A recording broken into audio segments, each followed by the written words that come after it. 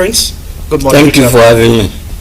So I know at a point in time before today, the conversation and all of your permutations, your workings at the Aida Tiwa Leadership League was how to ensure the emergence of the incumbent, that's Governor Lucky Aida Tiwa, as the candidate of the APC come November. Now it appears all of the work you've put into that task is now successful. How exactly did you feel?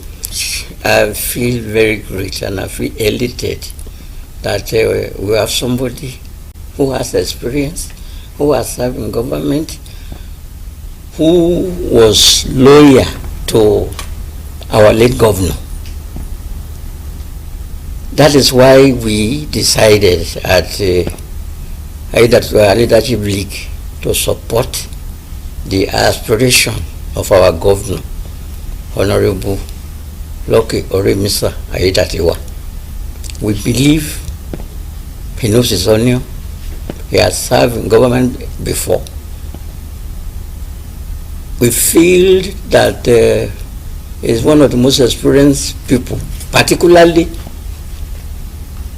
when he has served as the deputy governor. Most of the time, the late governor has delegated duties to him. That's why we say we should support him, so that there will be continuity. If you look at some of the things he has done, he has continued most of the projects that were initiated by our late governor. You see, one of the problems we have in Nigeria, even at the federal level, most of the state level, is that there is no continuity. Continuity will enable us to have development. I'll give an example. If you are going to the governor's office, by the right, there's a house there. That house was supposed to be at the banquet hall. That edifice was started by Governor Gagu. Up to now, you can go and check, it is there. I also want to point out that why some of us supported him for continuing is that I remember some years back, then I used to live at Okotookpa when they were doing this water project. I think it was funded by the World Bank. Along the road, particularly from Ondo to Akure, you see pipes on the road. Because of lack of continuity, I don't know what happens to most of the pipe, because I used to see it then on the road, because they wanted to do reticulation. That is bringing, because of the population of Akure, the water, most people are using either borehole or well. Up till now, because there was no continuity, I think that project was abandoned.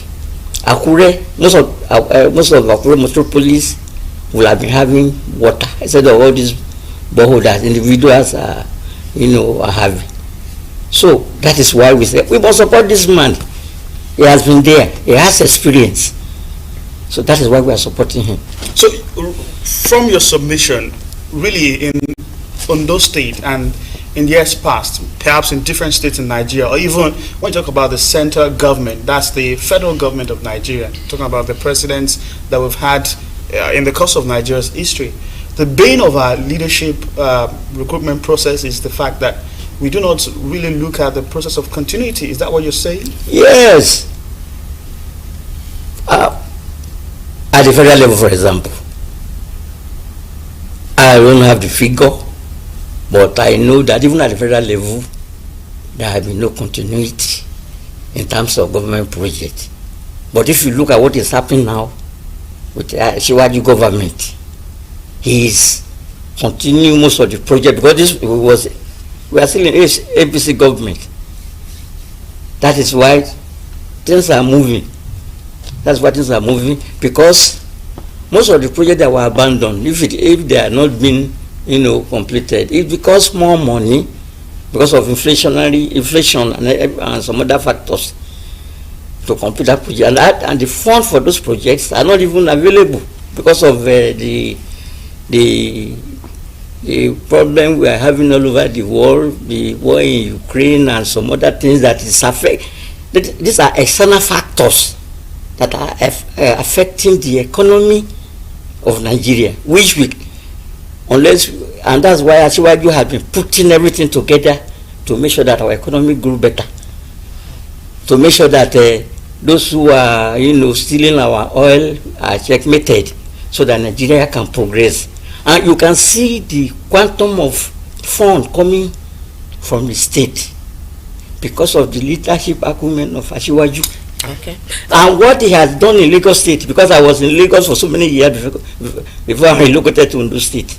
Okay. Yes, I was there last year, and I can see what they were doing. All right. Let's take the conversation back to the events of Saturday again, the APC primary elections. As a fallout of the primary elections, some of the contestants seem to be dissatisfied at the conduct of the election. Some complained about 40,000 members being disenfranchised, and some other things that he complained of, concerning the primary elections. What's your take? Well,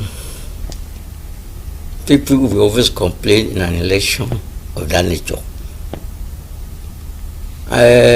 Our amiable governor, Honorable Local Rimsa, in his acceptance speech, has, given an olive branch to his co-contestants.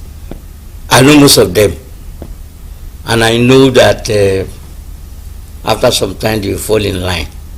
Because they spend some money, and they believe that maybe they have their chance. It is good for them. In fact, I liked, the way some of them came up, because the other contestants are very, reputable people in their own right, and they have right to contest that election, because the more the merrier. So whatever happens, I think the party leadership will, will call them together, and I'm sure none of them want to leave the ruling party. I know them; they will not leave the ruling party, because they know our party APC is the party to beat in the next election, and I know that everybody will work for Governor Aiyedatiwa so that we can, retain, he'll be governor again, and then progress, development will, will continue. Prince Samuel, we'll come to that conversation as to what needs to be done going forward for the APC. Just like you said, the aspirations to win the coming election. We'll get to that conversation in the course of this discourse. But when you take a look at Governor Aiyedatiwa and what happened in that primary election, it all persons, just like you're attributing, you're supporting him for the sake of continuity. But for some party members who perhaps might not have this kind of thoughts that you have, what are some of the other factors you think contributed to the success story of Governor Aiyedatiwa to eventually emerging as the candidate of the party? Because build up to that particular election, he and 15 other aspirants were looking to get that ticket, and everybody was going around the state. But for you, what some other factors contributed to the success of the incumbent?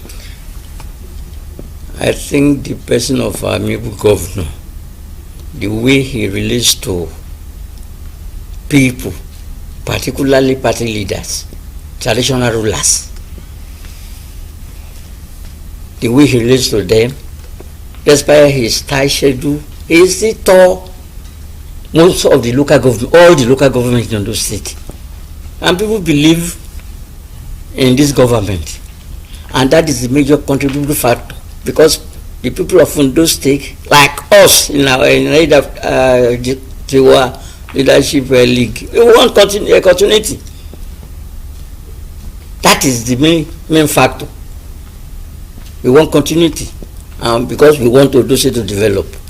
And most of the program, like the port, I'm sure will continue. And those are the kind of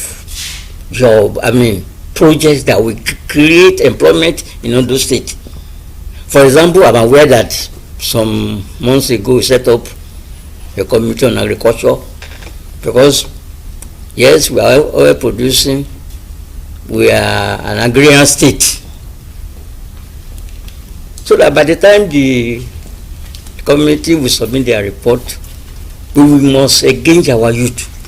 That's why the governor said, because it's forward-looking, that's why I set up those committees so that they can advise him on how to engage our youth in agriculture.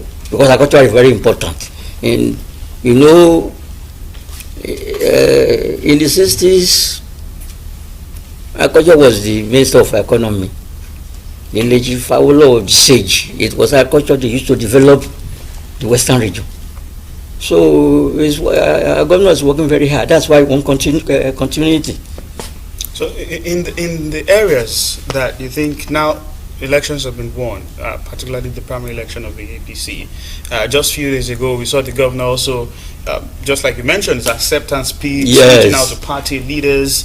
But really, how well would you want some of these relationships to be sustained? Because some would say now he has the ace in his hands. What more needs to be done? I think, and I know, that His Excellency Governor Loki Orimsade, that he will reach out individually to those people. Apart from the leadership of the party, is already, I'm sure, is already reaching out to them so that we can form, everybody can be on board. We can be on the same page for the coming election in November. He will certainly, he's already, I'm sure, he's already reaching out to them. Because even on Saturday when we were going for the election, we met at the waterfront. You travel back home for that event? Yes. As a party leader, I must go home. What was the mood like? The mood was, I think we were in, let me say, festive mood. Everybody was in festive mood. By the time he elected from his vehicle, I saw him afar and I stood up, we greeted each other. So it was, that you see the enthusiasm in our people, because they want continuity. There was high expectation that we must make sure that it's retained. All right, talking about high expectations, definitely even the people of Ondo State high expectations of what the deliverables should be in the next dispensation. So what are those things that they should expect to be done by the governor if peradventure it becomes the next governor again? For what I know, this government is doing very well.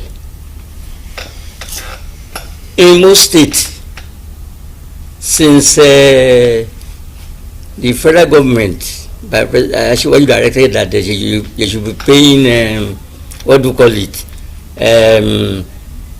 some money to civil servants, is one of the states, because my wife is a civil servant, that have been paying regularly.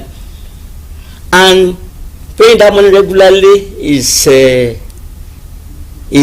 because they are going to spend the money into the economy. So that also will boost the economy of this state. I know he has been offering transportation to civil servants, and that also will help.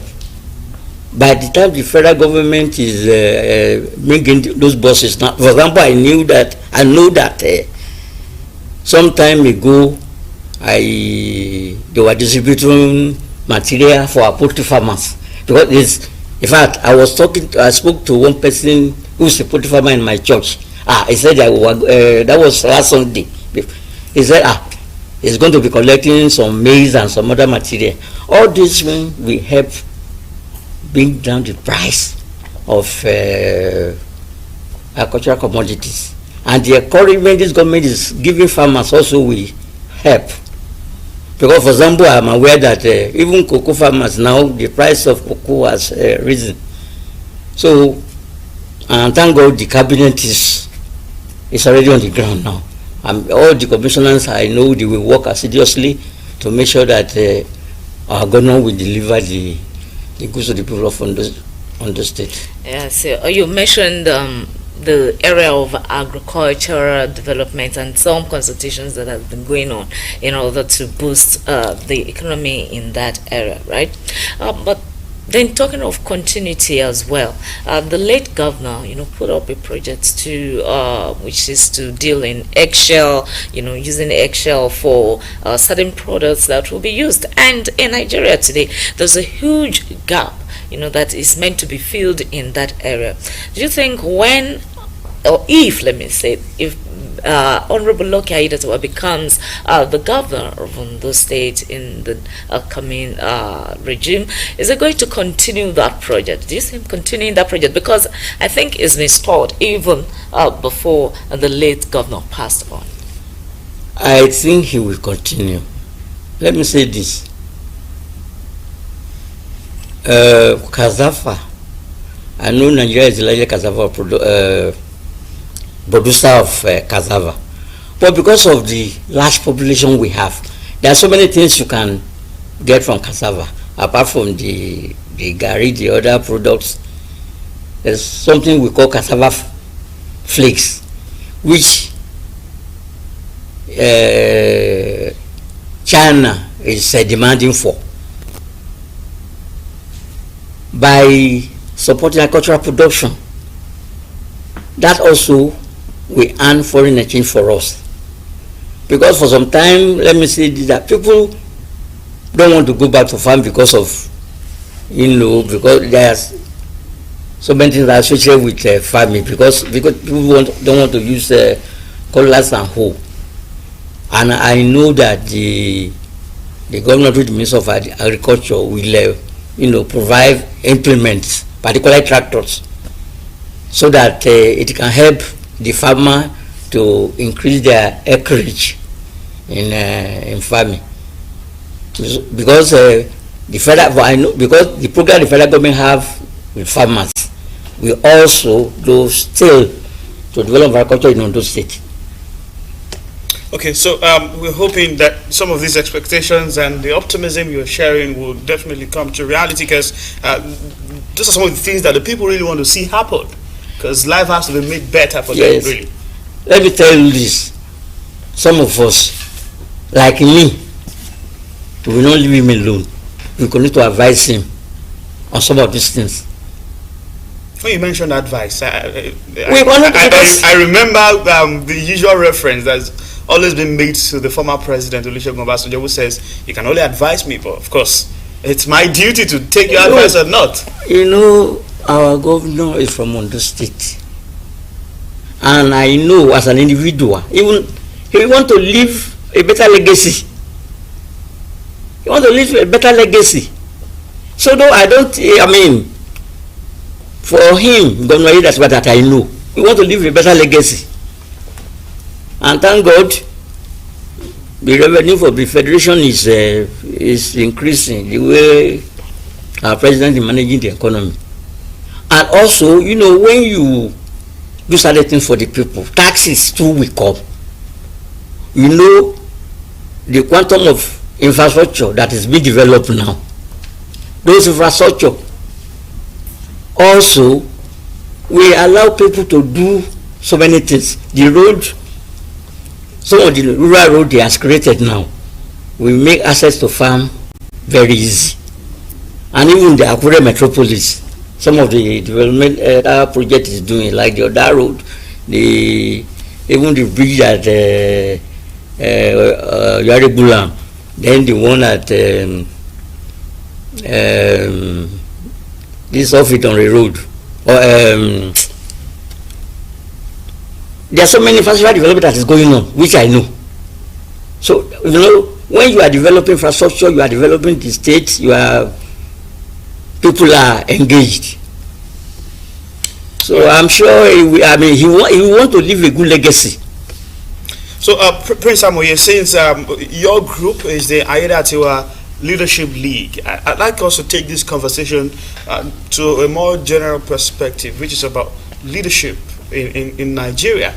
What's your thought about the leadership recruitment process? Because time and time again we've had conversation about whether we are really getting it right with the crop of leaders that we have in Nigeria, or perhaps the processes or the recruitment of some of these leaders.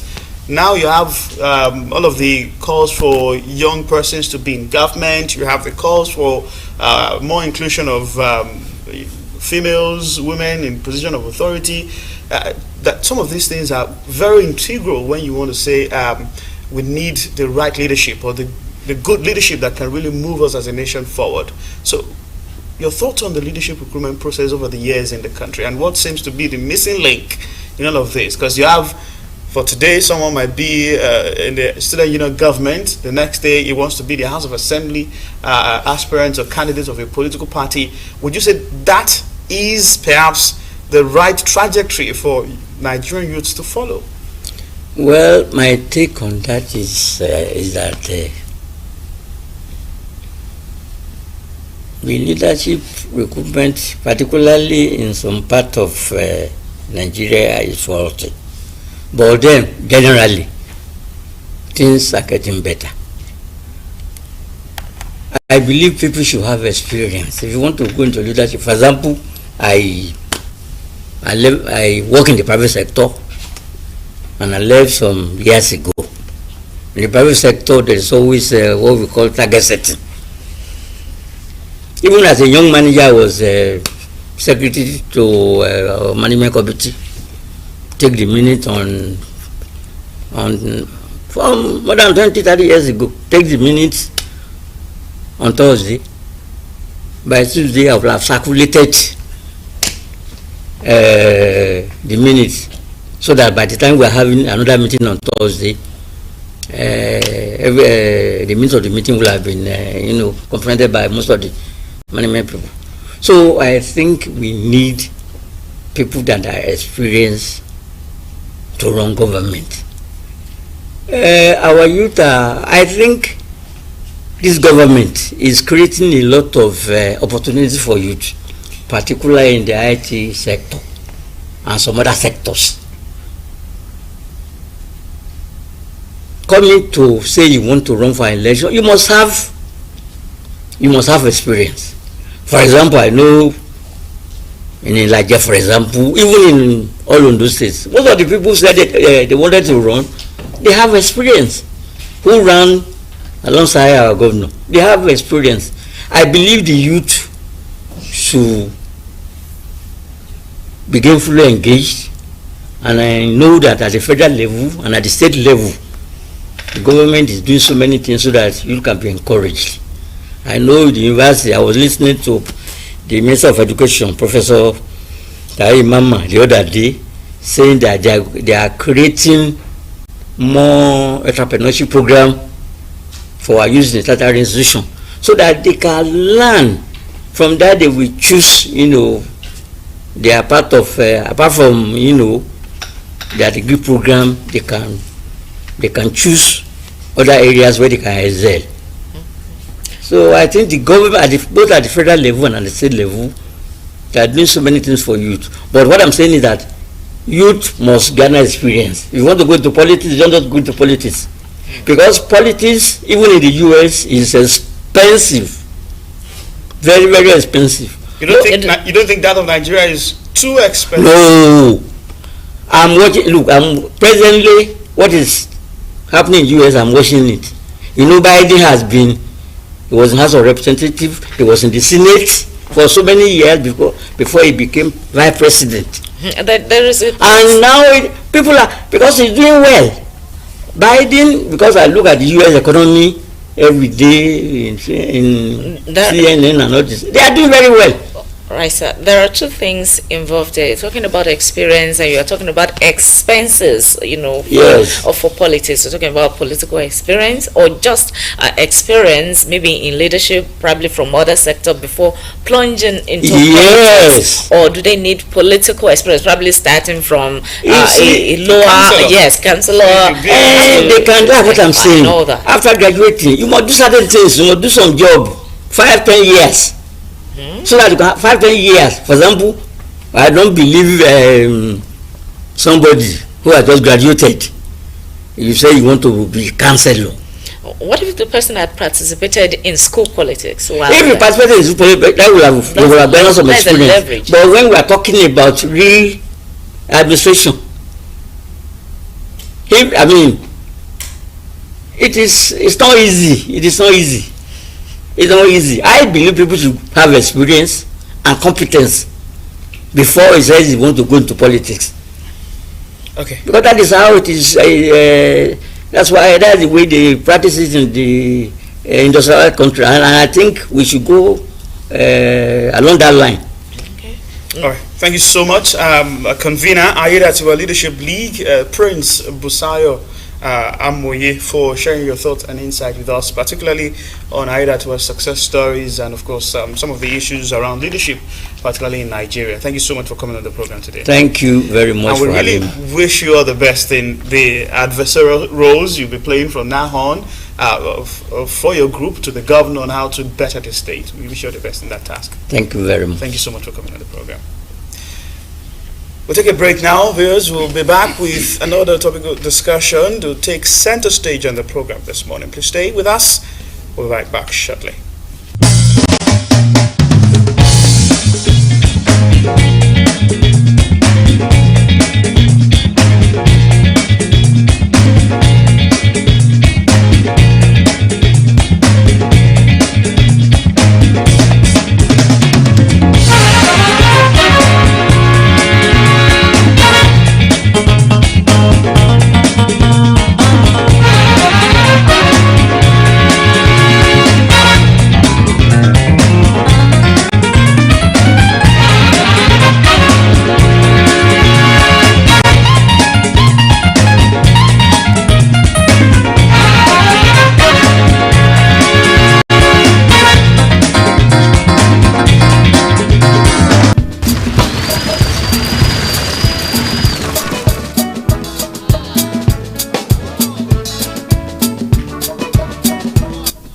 The older ones should know that, yes, there is time for everything. Time when they should say, yes, how are we bringing up? Who are the people coming behind? How do we get the successor generation and all that? And unless people have opportunity to practice, they don't learn. So,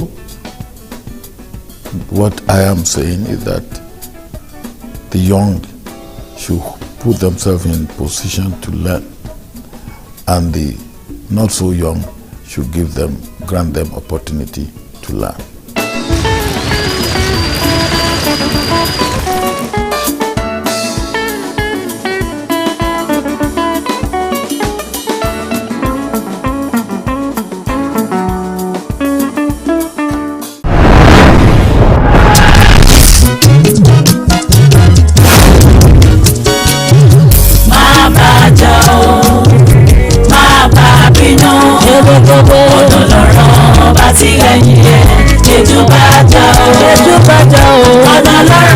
ti ṣe tiẹ̀ yẹjú bá jà o. Èràbé má bá jà o, má bá bínú.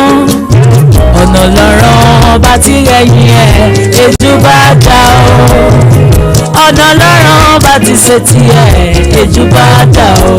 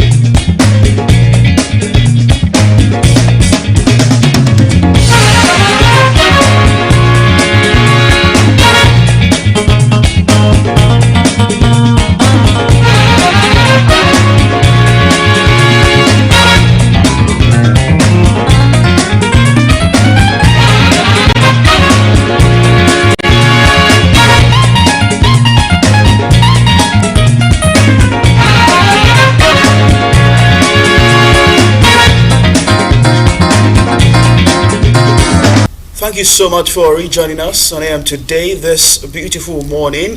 We're taking our conversation further. This time it will be on, the focus will be on Ondo 2024, taking a look at the fact that there is an election coming fast, approaching in Ondo State come November.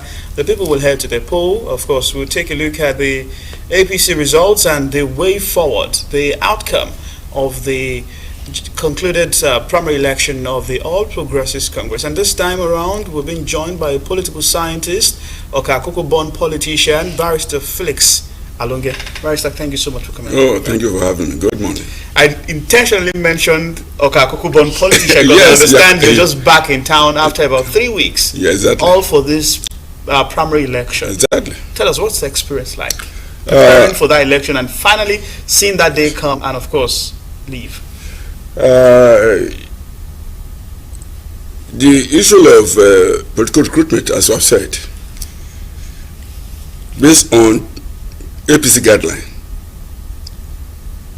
the leadership chose direct primary.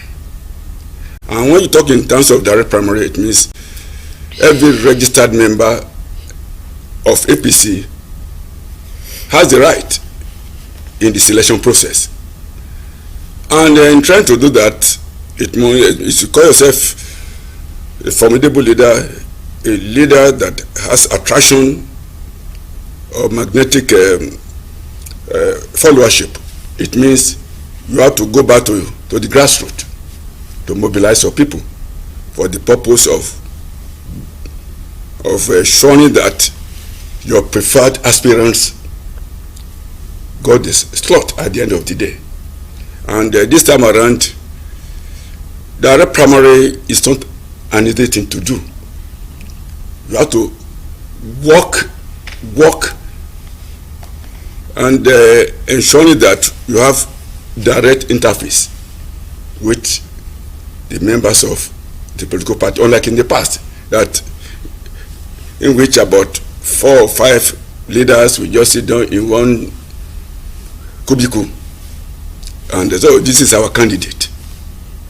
So the democracy has been returned back to the party members, and that is why we are so happy that the leadership of the APC at the national level approved direct primary for us. Right. And it was, because of the choice of mode of selecting the candidate that will stand for APC on November 16, 2024 in the governorship election has actually made APC to be extremely popular in the state.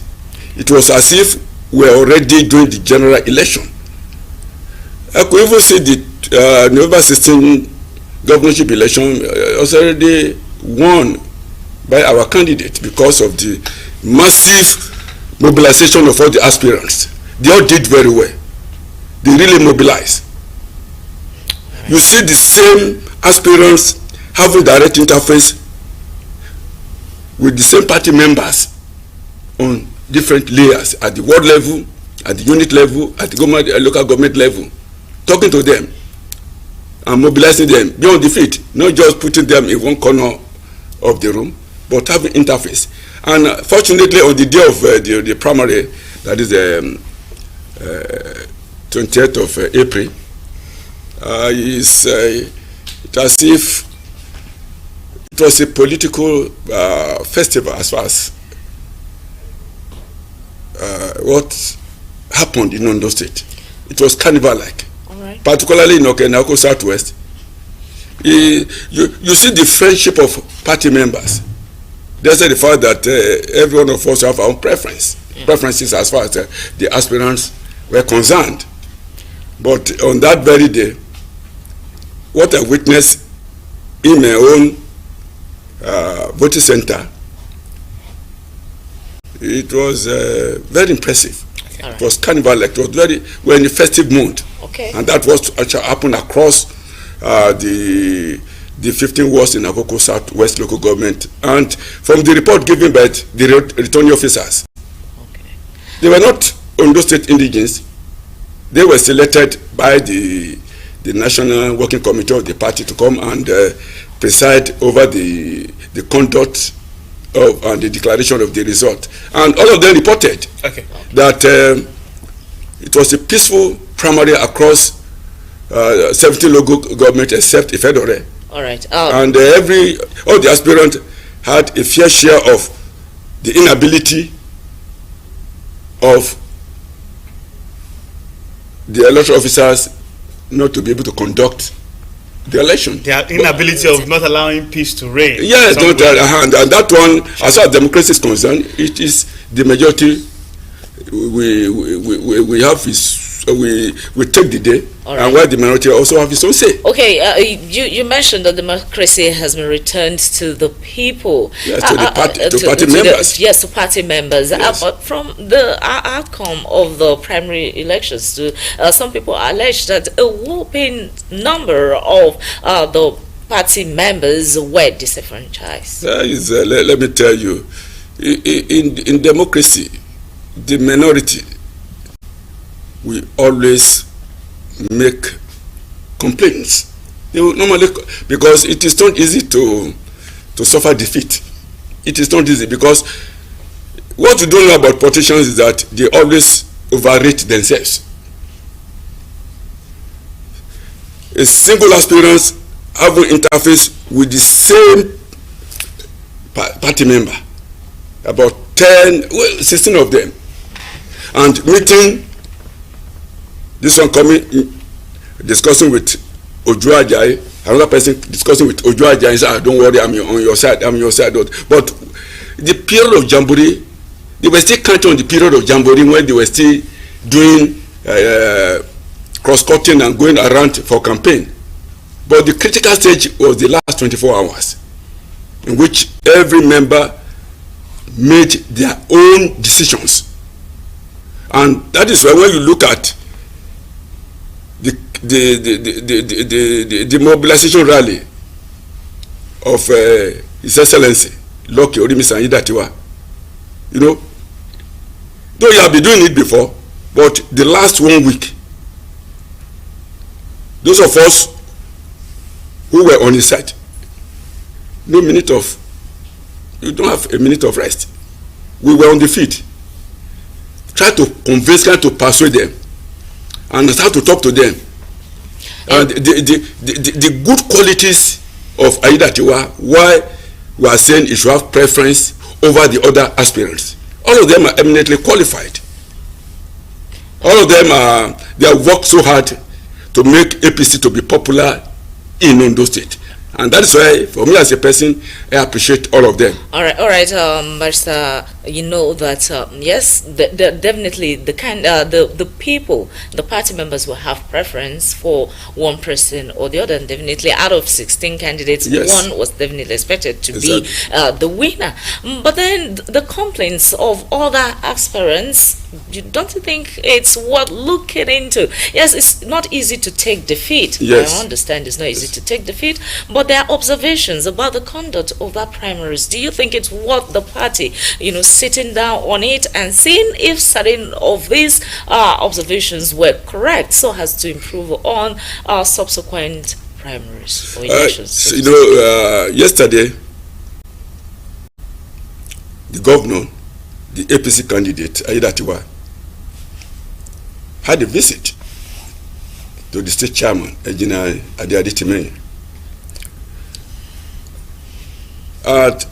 just to present himself to him.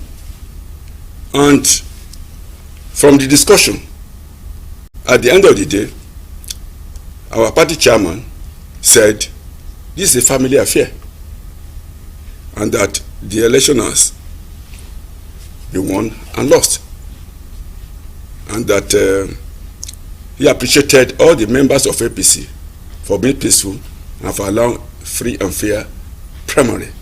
And he made a statement that the credibility of Aidatiwa has actually assisted him in getting the nod to be the candidate of the APC.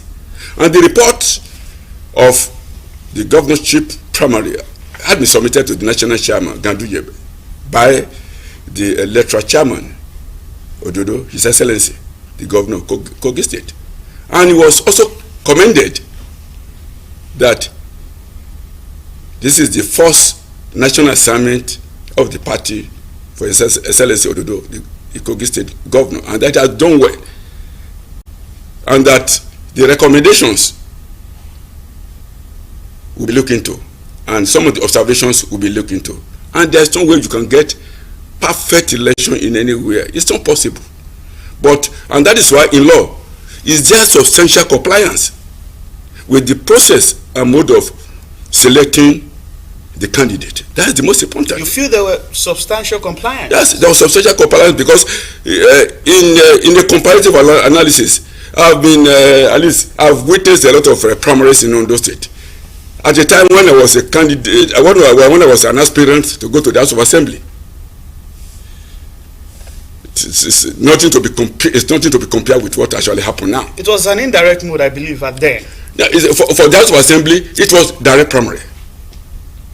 But this is the first time we are having a direct primary for the House of Assembly. Then for governorship. Yeah, for the governorship, this is the first. It has been tested because party members have been complaining that it is only the few money bags. Those are the leaders feel that they have the pedigree, and they are not acceptable to the party members at the grassroots. And that's okay. If it is that, let us return power to party members and make the party members to be ready and to be very sincere. And that is why APC members, they are happy with the party. Mr. Alunge, let's break these issues down, really, okay, to have a broader perspective to this conversation. Yeah. You mentioned, I would come to that in the course of this conversation. You mentioned what the national leadership of the party is saying. That's yes, the Ganduje, and of course, we understand is about to also meet with all of the aspirants. Yes, exactly. And the man who has emerged as the candidate of the party. Yes. We'll come to that conversation and what is likely to happen yes, in that meeting. But really, when you talk about returning power to the party members themselves, yes, this is an election where we have aspirants say, just go and vote. I have paid for your membership fee. Is that not an issue when it comes to democracy, when everybody's supposed to have a stake? When you talk about your contributions, are party members who are not financial members, do they really have a say to say, return that power back to us? And now they're expressing excitement when it's indeed the fact that aspirants paid their membership form. What exactly would you have expected from that kind of an election? Yeah, you know, if this we had cases, about 2-3 aspirants said, just come out and vote. We have paid for your membership. Is that how it's supposed to be? It's a part of the contribution to the development of the party, because one of the conditions for you to qualify for you to vote at the primary, you must be a financial member. Yes, but isn't it? Yes, that's exactly it's not. Let me tell you, it's not vote buying, because it is not specifically connected to a particular member. It is of general application. I'll get it is of general application. We heard that Jimmy Ibrahim said he paid certain amount as due, party due, of course, for, yes, for members of the APC. Yes. It's not saying, oh, the money he has paid is specifically for a certain members of the party. It is of general application. And the same thing, our Mr. Governor also said, it's okay, he has actually done similar thing, and a lot of them were contributing to the, at the end of the day, it was one that came to the cover of the party is so enormous that and is to the advantage of the party, because if Mr. Governor paid for the party members, and if Fajile has paid for the party members, and if Jimmy Ibrahim has paid, and Akinta has paid, and others have paid, it's of advantage to the party. But we have to learn a lesson from it, that we must find a way of making party members to be functional financial members. Maybe if it is on monthly basis or quarterly basis, when we hold meetings at the world level, individual must bring his own contribution, his own due. I get because in the Western democracies, it is very, very fundamental, and it is just because of lack of political education. it is lack of political education and sensitization. Members are not sensitized enough about the party due. And this is not applicable to APC alone. It is applies to all the political parties in Nigeria. And like what I was saying now, it is a lesson for all the party members to wake up to the realization that members, for them to have fair share of the party, they must be financial members. Okay, so Mr. Not even the money to be contributed 100 naira, 200 naira. So let's move forward now, because part of what we are looking at is the way forward. Now that the results are out, the candidate has emerged and all that. So the governor has extended olive branch in his acceptance speech to all other aspirants. But this is also an election where we did not see any of the aspirants who had said they bought form, they've collected, expressed interest and all of that, they were certified as aspirants officially by the party. Exactly. Step down for one another. Yeah. This is an election. It's a very peculiar situation. We've not really had something like this in previous years. But when you now talk about extending that olive branch and the way forward, what should that be? Because 15 other persons, we understand that perhaps 4 persons are raising concerns about that election. Where exactly should the governor begin from? Yes. Campaign at the party level has gone. The primary had happened, and Mr. Governor Aiyedatiwa has been declared as the candidate of APC. We are now at the stage of reconciliation. I like what you said earlier. When you listen to acceptance speech of the governor, he made appeal to them that this is a family issue and that he's going to run an inclusive system in which all the aspirants will be brought on board for the purpose of mobilizing the APC members for our victory come November 16, 2024. And aside from that, he paid thank you visit to the state working committee of the party. And individually, he has been reaching out to them. And you know, among the 16, those of them who have made appeal to the appeal committee, I think about, we had 3 before, yesterday 2 added to it. 5 out of 15, because Mr. Governor cannot be making appeal against himself, because he has won. Of course. And what our chairman said is so, I'm so much impressed that this is a family affair and that we'll go back to the drawing board and talk to the other aspirants. And that is why, and that is what the national chairman has said.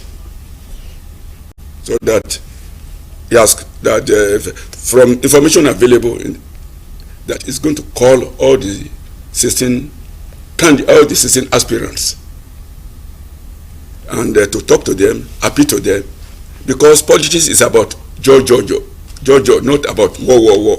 Because there's no way the 16 of them could be declared as the candidate of APC. And if,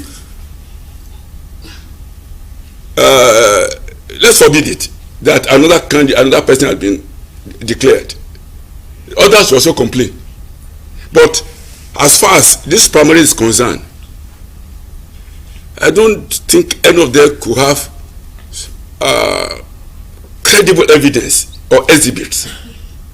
Like in my word, everything was video recording of all the whole processes.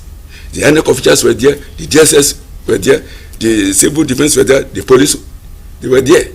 All the security agencies that are supposed to be in charge were there.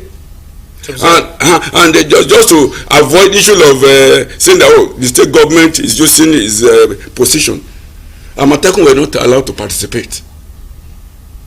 As far as what I observed in my own, that one is a state something, because what I'm doing is national.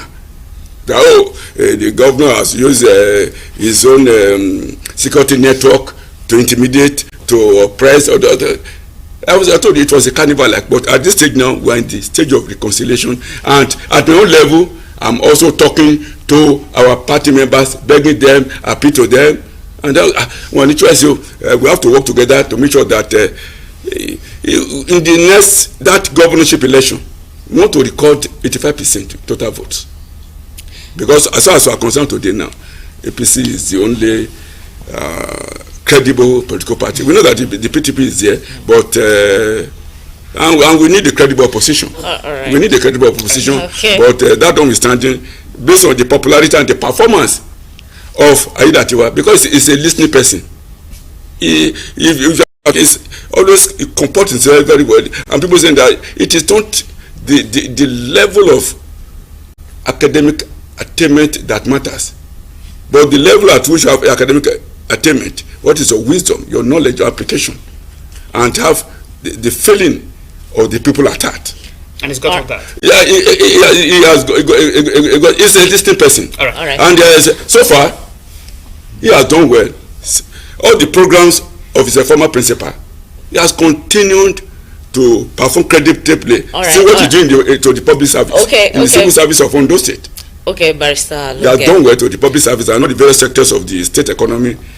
Doing well. Fortunately, as a child of destiny. Yes. From his name, Lucky Orimisa Aiyedatiwa, destiny has spoken on his behalf. All right, Barrister Alunge, let's look at the peculiarities. We're talking about the peculiarities of this just concluded primary elections. While the different aspirants were drumming up support for themselves, one would think the issue of godfatherism didn't come to play. Did it come to play in that primaries? In politics, in quote, you cannot totally eliminate issue of somebody giving you political direction as a political godfather. But it will not be a dominant factor. You have to receive tutelage and learn from the traits of a particular person. For me, I know the person that I'm following the footsteps politically as far as Ondo State is concerned, because I appreciate his style of politics. Even in Western world, even in US, in Europe, you have to keep behind a particular person. But what I'm saying is that it should not be a dominant factor to erode the interest and the choices of party members. And I thank God in this last primary, virtually all of them say, I've gotten one relationship or one connection, one link with Mr. President. And because of that, I'm going to have the day. So that they were more or less on the same platform. If all of them are making claims to the same father, it is good for us in Ondo State. And I thank God, every one of us substantially, in totality, appreciate the effort of the President, Bola Ahmed Tinubu, because there was no open declaration. And that is why, till the last second or the last minute of the primary, all the aspirants were actually working hard. And that is why it is an indication to whoever wants to be in any position in Ondo State, at the level of House of Assembly, Senate, Rep, and governorship presidential. You must have direct link with party members. Party members are very, very important now. So it's not about direct link to Abuja? Because Abuja knows, there are security reports concerning what is actually happening. You know the nature of Ondo State people. They will do otherwise. Even if we give we know that we are highly cerebral people, we are highly responsible people. Look at the gap of in the result. 48,000 plus to 15,000. The next candidate. I was going to ask. That because of that, this election, I've just appealed to the other aspirants. We have tried our best within the family of APC in ensuring that we had substantial compliance with APC guidelines as far as that election, that primary election was a concern. I witnessed about 3 or 4 of APC primaries, and we knew the hell we passed through, unlike this one. And you couldn't do anything. Now we have people here where to complain to, but in the past, you don't even know where to go. You don't even see anybody. We just who has controlled is this spirit. But this time around, we saw the security agencies. We saw the delegate, the agents of the aspirants. We saw the committee that came from Abuja. We saw the collation officers, the returning officers, physically, as it was collated at the Dome. The same thing was done in Akoko Southwest. It was collated as St. Patrick Grammar School in Okakoko, and everybody was there. So that it was an open business. And because the most difficult election is primary election within the party, it's always very difficult for every party. It is not easy because you belong to the same party and there's only one thing, and every one of us want to have it. That is we have tried our best as far as APC is concerned, and I know that the other parties will take a cue from the positive impact. We have contributed so much to the democracy in Nigeria. So leaving the APC primaries, now let's talk about Ondo State. If you've observed in Ondo State, it seems that comparing Ondo State with some states where there are certain political figures that endorse and that is it. But in Ondo State, as you rightly observed, there's seem not to be this person who carries that weight. Yes, so carries that charisma. Yes, or that charisma. So how is it that Ondo State has not got this person who could stamp his feet on who becomes what in the state? And that is why democracy is in action in Ondo State, and that's why democracy is actually working. Nobody can actually lay claim that if not because of me, that it would not have been the APC candidate. It was a collective effort of our party leaders. It is a collective effort of our party members, so that everyone made his own impact. And that is why my own aspirant, who is not the candidate of APC, had interface with APC leaders. Go back to your units. Go back to your unit. The day he showed intention to be an aspirant, that was the first day the party members of APC had a relief of the sense that, oh, this is going to be an inclusive participation. That go back to your units, go and hold ward meetings.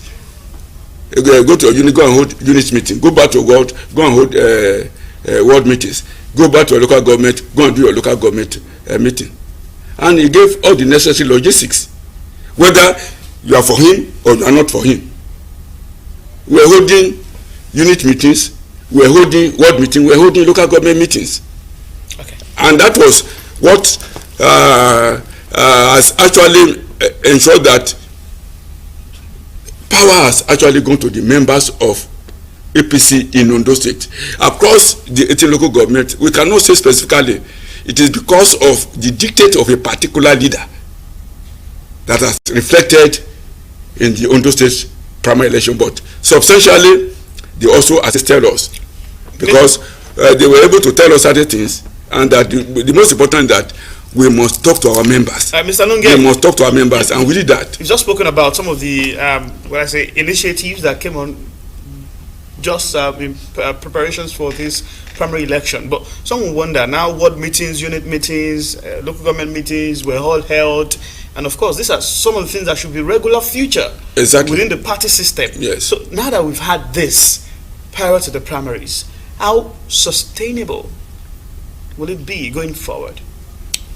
Our candidate, and who is also the governor of Ondo State, is a man of his words. He has promised that, and since he made that declaration of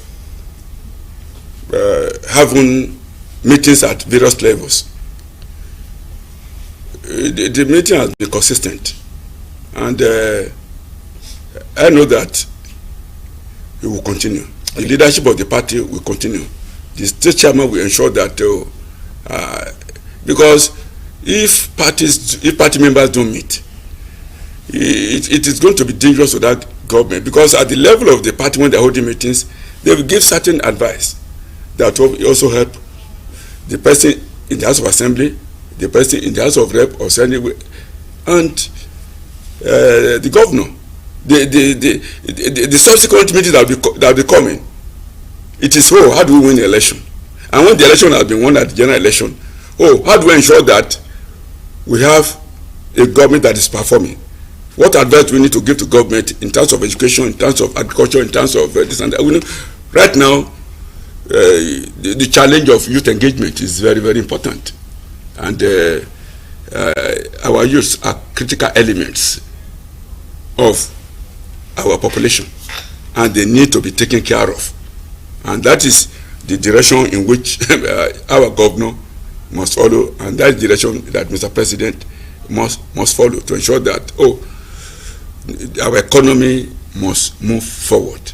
Because we have youth that are highly cerebral, but we have some of them who are doing otherwise, engaging in certain social vices. But that notwithstanding, as the economy is improving, I know that our youth will keen. And I'm just enjoying the good people of Ondo State. They should have hope on God and reliance that Governor Idatiwa will perform excellently well. He's going to get a new Ondo State. Like what I've said, people are saying, he is after is working to complete this term of the former governor, that he has his own 4 years to go based on law. It is not how long that matters. And I know it's going to be our own Mandela. Part of what would be the... Mandela spent only 4 years. Part of what would be the yearnings of the people of Ondo State at this time, because your party members, just like you've said, have spoken, and that's what resulted in the emergence of the incumbent as candidate of the party heading into this election. But we still have months to that particular election, months to November. The place of managing politics and governance for the people of the state will be critically about how well will the state be running in terms of governance, in terms of amenities, in terms of programs and initiatives that will be put in place this month leading into the election. How well are you seeing the governor really do this? Politics definitely will be on one side, perhaps moving. Governance also be on another side. But how do we get all of these things moving together with no one suffering a setback? If you look at INEC guideline, as far as party politics and political recruitment on the issue of selected candidates, the primary has gone. But campaigns will not commence until August, September. So that Mr. Governor will now focus on administration of the state, while the state chairman will focus on politics of bringing members of APC together. Though Mr. Governor is the party leader of the state, but his focus must be on the good administration for the welfare of the good people of Ondo State. And that is why INEC has given its own guidelines. There's period for politicking and engagement, and there's period for administration. So that maybe within the next few days, Mr. Governor will go back to Abuja to collect his certificate of returns and go back to his desk. Do you think he should also, just like you mentioned, he's paid a thank you visit to the State Working Committee? Yes. Where next do you think he should be? Should he go to the president to say, thank you, Mr. President, for perhaps being... Definitely, the moment he collects his own certificate of returns, from the National Secretariat of APC, he go to Villa. So, and appreciate Mr. President for allowing for a level playing ground and being a good father to all the aspirants. Great. So while we talk about administration, just like you mentioned, some would say perhaps there's also room to be filled, just like the yearnings of party members. Yes. Positions to be vacancies and some government positions to be filled, appointments to be made. these are critical times for the governor to go into, to look into what must stop his mind. He now has a cabinet, Yes. commissioners. We also have some special advisors. What roles will all of these people also be playing to support him in all of his aspirations and his yearning to better Ondo State? And what should be looked into for those who will still come on board? You cannot remove politics and sentiment from certain issues when it comes to the issue of certain people in positions. Thank God, he has successfully constituted his cabinet, and each of the local government is being represented in the state executive council, and he has gotten special advisors. But there are some other positions that he still has to fill, and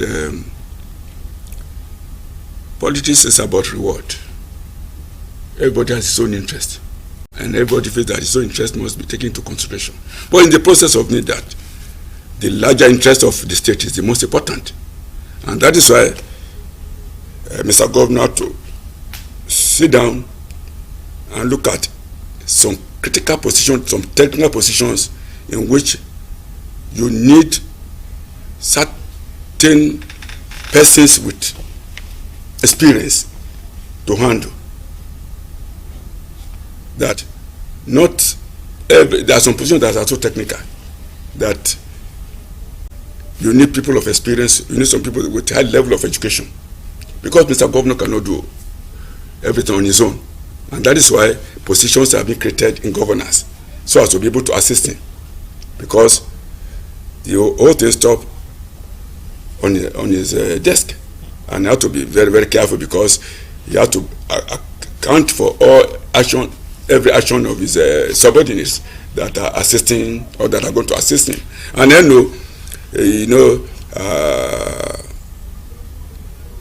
with what has actually happened at the party primaries, and he knows a lot of people. You'll be surprised. Mr. Governor just mentioned your name. How many this man trying to know my name? He knows a lot of people within the APC. So the preparation for the primaries has really brought the governor even more closer to, to the party members, and at the same time, it is not only in putting people in positions. Sometimes you may need the service of some people who are not even in politics at all, but because you want to get good results, and I know Mr. Governor Ejidatiwa is going to do that, like what Obasanjo did at that time, bringing some people that they don't, because they want to add value to governance. Mr. Lunge, the performance index is also a thing of concern, because sometimes it possible have some persons filling positions of authority appointed by the government and all of that, and these are people that should cascade the desire, the aspirations, or the vision of the government down to the people. And you will find that it might even be closer to see the government than to see some of these persons. Exactly. What I'm saying is that, what sort of performance index should the governor place on all of these appointees? And that is why at least we are going to have an assessment of the performance of whoever or those who have been in positions. He has his own record, and it's not a person that will sit back that tell you have been appointed and will just leave you to do whatever you like. No. There will be, at least it's going to have a monitoring desk that will look at the performances, because he want to prove some people wrong, that it is not how long that matters. People, the argument of some people that, it's going to legitimately, it's going to spend 4 years. Are you getting on? Of course. That why not 8 years? But for me, and from the school of thought of development, that it is not how long, like what Mandela did.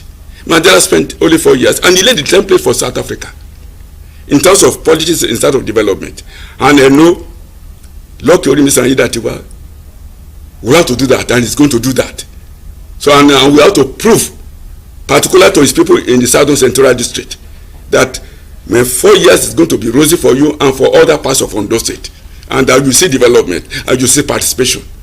And you have been doing, we have seen a reflection of that, okay. And we believe it will continue. And that is why in selecting those who are going to assist him, he must be meticulous in getting people that who can actually assist him to get result that will drive his programs and policies. All right. But considering the time lag for the to the expiration of his tenure that is currently running, yes. Do you think further appointments is necessary? So far, Mr. Governor has constituted the cabinet. He has also appointed special advisors. But the other positions that are generally the senior special assistants, that one has not been substantially been done as such. You have a special assistant also. Those positions have not been also filled. Some have been done. And I know Mr. Governor will not have his own time now to be able to, I know he doesn't want to mix the issue of appointment with the primary. A lot of people put pressure on him that, Mr. Governor, you have to do appointment now before the priority primary so that these people can mobilize for you this and that, this and that. But he has his own initiative, his own wisdom. Okay. And so far now, he has been able to see the level of involvement of people. Thank you. And because if I had done that at that time, maybe wrong people may likely have been selected. Okay, Mr. Felix Alonge, we are totally out of time for this conversation, but we must thank you for coming on the program to share insight with us, and particularly the way forward, following the conclusion of the All Progressives Congress primary election in Ondo State. Thank you so much for coming on. Yes, I appreciate you, and I thank this media outfit, and that the good people of Ondo State should have confidence and reliance to the grace of God that the governor, Lucky Orimison Aiyedatiwa, will deliver to the best interest of the good people of Ondo State. Thank you so much. This is why we say advice on the program this beautiful morning. Thank you so much for being a part of our world, for watching from wherever you are, whether virtually or, of course, the comfort of your homes. This is where we say advice for this edition of the program. My name is Sahid Arabisala. Join us another time for another edition of AM Today. All right, and from me, yes, it's been nice hanging out with joining us on the program for today. Enjoy the rest of the weekend. I'm Folashade Okidon.